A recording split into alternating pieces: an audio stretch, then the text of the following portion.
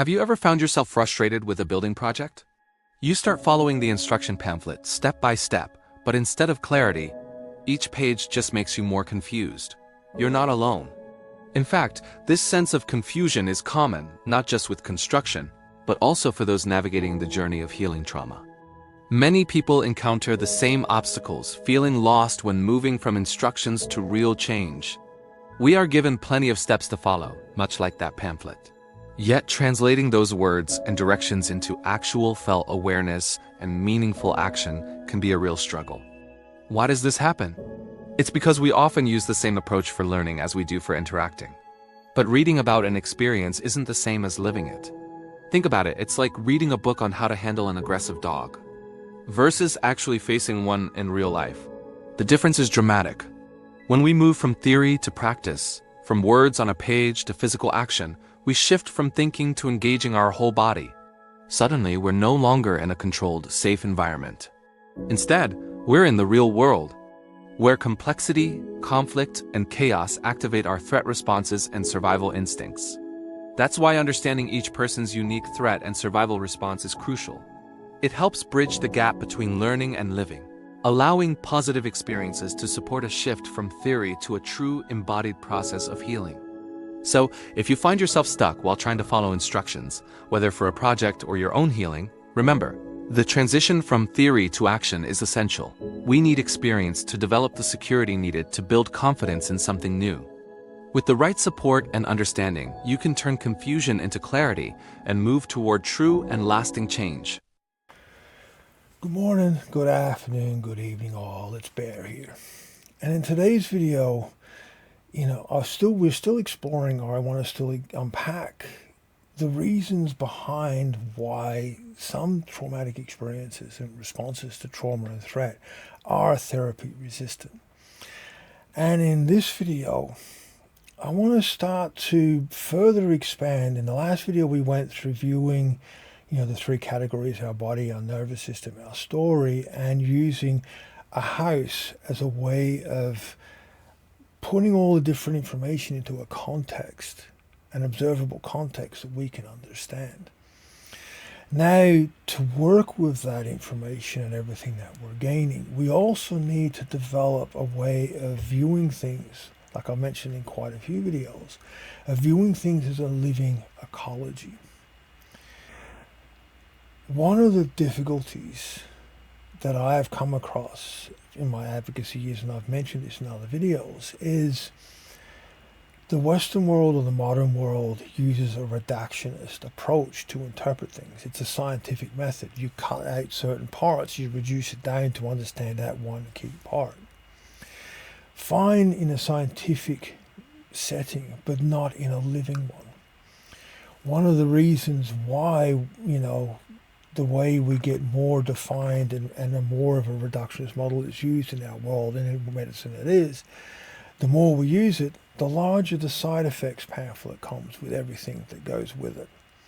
And that's because when you take things from a reductionist base into a living organism in a living environment, the complexity is added. And this is why I've always tried to explain things, and I view things from an ecological standpoint. We're an ecology made up of ecologies, living in an environment that is made up of ecologies. And if we want to understand trauma and threat response, we need to understand that you've got a living being responding to a living environment. And that language and those responses is what we need to first get a handle on before we can even begin to work with them. Each person's responses are uniquely their own. And in the next video, I'll get into a little bit more detail as to why. But we need to grasp things first and to develop the viewpoint, or the perspective to put things into the context that we need so that we are able to understand and work with them. And one of the first things in this video is, how do we move things from a reductionist model, these key isolated points, and bring them into a living ecology? For me, one of the key benefits of viewing things from an ecology standpoint, viewing a situation or a person or a process as a living mechanism, a living ecology, is it opens a way of interpreting the complexity, which is one of the things the reductionist model always has difficulty with, that complexity.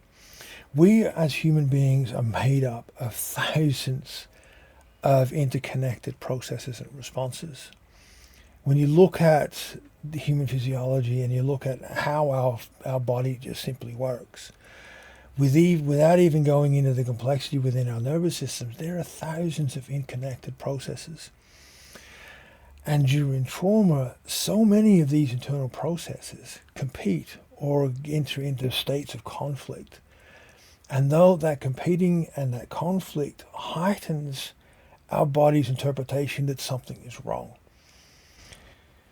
Using the most simple analogy, and something that I find a lot of people who have, threat responses to the point where they have a shutdown state, or what is often labeled as a simple panic attack. Panic attacks, the body can go into a state that can actually have some very serious outcomes. But in this society, it gets so easily dismissed. But a panic attack is where a whole bunch of our internal systems are competing against each other and are feeding a conflict. And that conflict creates a loop of heightened responses to where we end up in the state that we're in, where we even pass out. This is one of the areas of viewing ourselves as an ecology, and what is going on within us as an ecology allows us to create an observing place and a way of understanding so that we can work with ourselves a little more so we don't get to that more extreme place. As I mentioned earlier in this video, one of the other difficulties when we follow a reductionist model, where we need to control things down to a point to be able to understand them, is we miss the nuances and the interactions and all the points where our own response is asking questions of what to do. Within those moments when we can develop to the ability to work with those, when we get to that place of understanding, we can recognize those nuances and use those moments to create and open ourselves up for the steps we need to create change, to create connections and to feel safe, and to alter how reactive our interpretations of our environment and our internal environment are. Within the reductionist model, it has a great difficulty with this, hence the reliance upon very often medication to try to simplify or reduce the severity of the chaos, even down to the degree of isolation, which is where people are hospitalized and isolated from the physical world in more controlled environments. In some cases, this is 100% necessary. But what comes with this is also the understanding that the path out from this, the path in coming off medications or the path in re-entering the world after hospital, greater resources than has ever been provided needs to be there to help a person bridge that gap from an isolated, controlled, reductionist environment into a chaotic living one. One of the biggest difficulties we have with our survival state is it's our ability to interpret what is threat and what isn't within the environment around us. And for me, learning the skills to expand our ability to interpret whilst we're around that helps our nervous system and our body have the experiences to actually embed that knowledge. When we isolate it and to ourselves to a place where we can learn that same knowledge, but our body isn't engaged with it, it's cognitive. And we need to find a way to bridge the cognitive to experiential. And that is something that a reductionist viewpoint or a way of approaching trauma has real difficulties. A very simple but necessary question to ask, especially if we're engaged in a therapeutic process, is how do we take a short-term strategy and translate it into a long-term outcome? How do we move from a cognitive understanding into having the experiences our nervous system and body need to be able to embed a fundamental change to our threat responses and our survival? Viewing things from an ecology standpoint, it can at least help us understand the language we need to use to achieve this. It also helps us develop an understanding of the hierarchy of our own threat response, what triggers us the most and what triggers us the least, and how we can work with different components of that to create a better understanding of our environment, to create some real change within our environments to support our own healing. The bottom line, healing trauma requires the understanding, the real in-depth understanding, and I've said this so many times. We need to grasp trauma is a living, organic response to living experiences in a living world by a living being. The difficulties we have in our society, and because we've all kind of adapted into a reductionist viewpoint, is we have to control. The reality is within our trauma responses, control will only feed our survival state. And to get to a place where we've developed the mindset and the skill sets to not necessarily step into control, but step into interpretation.